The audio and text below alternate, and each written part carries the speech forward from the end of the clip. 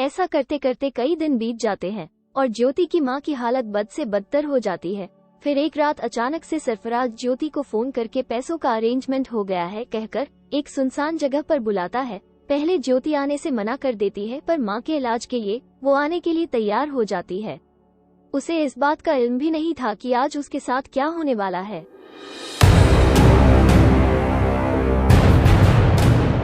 आज हम जिस कहानी के बारे में बात करने वाले हैं वो कहानी एक ऐसी लड़की की है जिसे सुनकर आपके रोंगटे खड़े हो जाएंगे। ये कहानी है दिल्ली के राजौरी गार्डन की एक 19 वर्षीय लड़की ज्योति की, जो नोएडा सेक्टर 58 में काम किया करती थी। हमारी कहानी की शुरुआत होती है ज्योति की मां से। ये बात है आज से 5 वर्ष पहले की, जब ज्योति की मां कैंसर से पीड़ित थी। ज्योति का परिवार एक मध्यम वर्गीय परिवार था, जिसमें वो अपने माता पिता के साथ किराए के घर में रहा करती थी। अब चूंकि ज्योति के पिताजी एक कॉरपोरेट ऑफिस में क्लर्क थे, तो उनके पास इतने पैसे नहीं थे कि वो अपनी पत्नी का किसी बड़े हॉस्पिटल में इलाज करवा सके। पैसे की कमी के कारण ज्योति ने नोएडा के एक कॉल सेंटर में जॉब करना शुरू कर दिया। ज्योति हमेशा अपनी मां को लेकर बड़ी चिंतित रहती थी और इसी वजह से वो अपने ऑफिस ब्रेक टाइम में भी किसी से बात नहीं किया करती थी और गुमसुम सी रहती थी। कई बार ऑफिस के कलीग्स ने उससे उसके शांत व्यवहार का कारण पूछा, पर वो किसी को भी कुछ नहीं बताती थी। इसी बीच कंपनी में वक्त थोड़ा ज्यादा आने लगा, जिसकी वजह से अब ज्योति को अपने ऑफिस में और भी ज्यादा टाइम देना पड़ता था। इसी बीच उसकी मुलाकात सरफराज नाम के लड़के से हुई, जो उसी की कंपनी में काम करता था। सरफराज उस कंपनी में पिछले 6 महीने से काम कर रहा था। उसके अच्छे परफॉर्मेंस की वजह से उसे ज्योति के डिपार्टमेंट में प्रमोट कर दिया गया। इंटेलिजेंट होने की वजह से सरफराज ज्योति की काफी हेल्प कर दिया करता था। इसी बीच ज्योति ने भी उससे अपनी बातें शेयर करना शुरू कर दिया। अब वो दोनों एक दूसरे के साथ इतना घुल मिल चुके थे कि सरफराज ने उससे नजदीकियां बढ़ानी शुरू कर दी थी। ऑफिस के बाद भी वो घंटों व्हाट्सएप पर बातें करने लगे, लेकिन इस सब के बावजूद ज्योति सिर्फ सरफराज को अपना बेस्ट फ्रेंड ही मानती थी।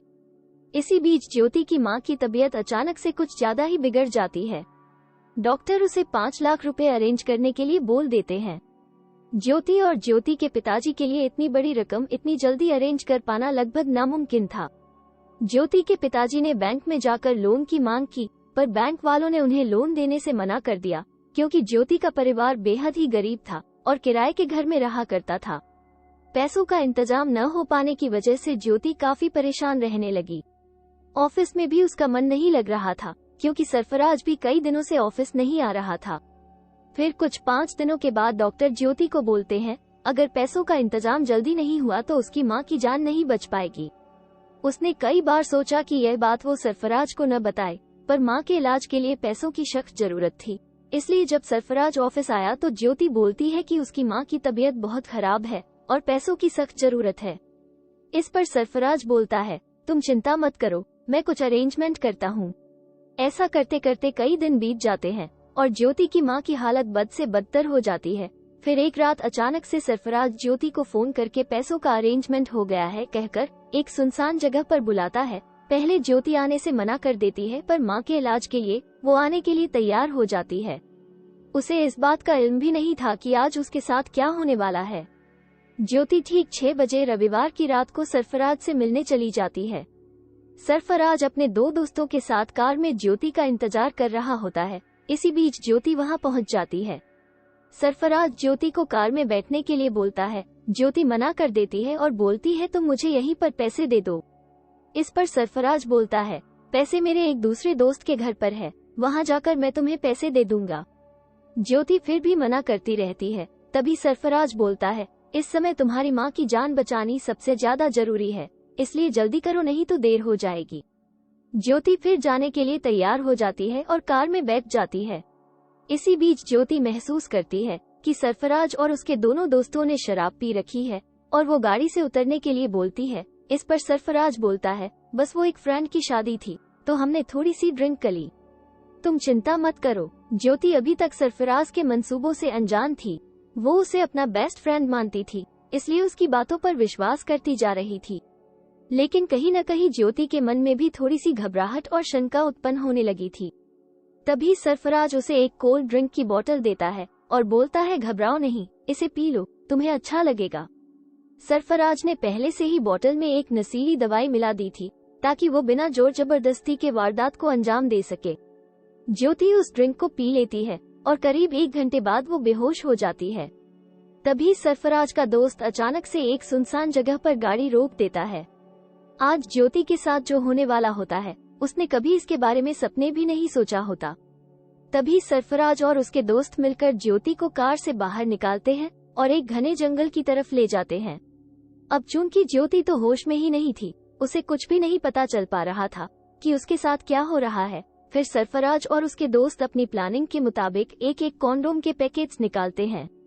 सरफराज ने ये प्लानिंग अपने दोस्तों के साथ कुछ दिन पहले ही की थी। सरफराज और उसके दोस्त पहले ज्योति के सारे कपड़े उतारते हैं और फिर बारी बारी सभी ज्योति के साथ सामूहिक दुष्कर्म करते हैं। ज्योति ने कभी सोचा भी न होगा कि उसका बेस्ट फ्रेंड उसके साथ ऐसा भी कर सकता है। खैर, उन पापियों का इससे भी मन नहीं भरा तो वो एक नुकीली रोड ज्योति के अंदर डालना शुरू कर देते हैं, जिससे ज्योति को बहुत दर्द महसूस होने लगता है। इसके बाद सरफराज सारी हदें पार कर अपना पेशाब ज्योति को पिलाने लग जाता है। वहीं दूसरी ओर उसके हैवान दोस्त ज्योति को तरह तरह की यातनाएं, जैसे उसके प्राइवेट पार्ट पर काटना और बार बार नुकीली चीज से प्रहार करना शुरू कर देते हैं। मानवता की पूरी मर्यादा शर्मसार करते हुए सरफराज और उसके दोस्त तब तक ज्योति का सामूहिक बलात्कार करते रहते हैं जब तक वो मर नहीं जाती। जैसे ही उन्हें पता चलता है कि ज्योति अब मर चुकी है तो उनका इस सबसे भी पेट नहीं भरता और वो ज्योति को पास के घने जंगल में जला देते हैं। इस तरह मानवता और भरोसे का चिन्ह हमेशा हमेशा के लिए मिट जाता है। ज्योति ने अपनी जिंदगी में कभी सोचा भी नहीं होगा कि जिस माँ की जिंदगी बचाने के लिए वो जिस नर्क में जा रही है वो वहाँ से कभी वापस नहीं आ पाएगी। काश ज्योति सरफराज के इरादे पहले से भांप जाती तो शायद उसके साथ आज ऐसा नहीं होता। न जाने ज्योति जैसी कितनी ही लड़कियां सराफाराज जैसे दरिंदों के बातों में आकर अपनी जिंदगी से हाथ धो बैठती है। इसलिए दोस्तों, आज इस कहानी से हमें ये सीख मिलती है कि विश्वास सब पर करो पर अंधविश्वास किसी पर न करो, चाहे फिर वो हमारा अपना ही क्यों न हो।